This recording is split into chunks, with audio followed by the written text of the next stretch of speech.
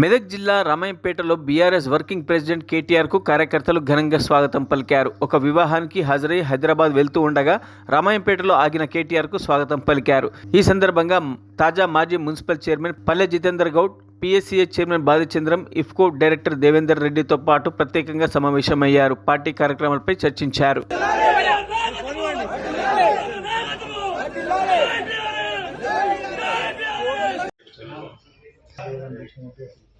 Every person has to be section, that section, that.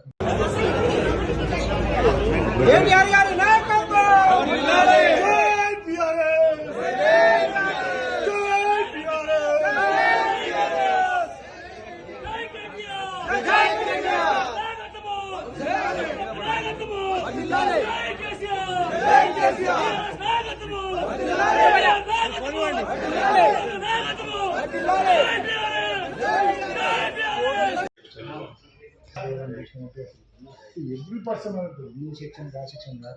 మరిన్ని updates కోసం మా ఛానల్ని సబ్స్క్రైబ్ చేయండి.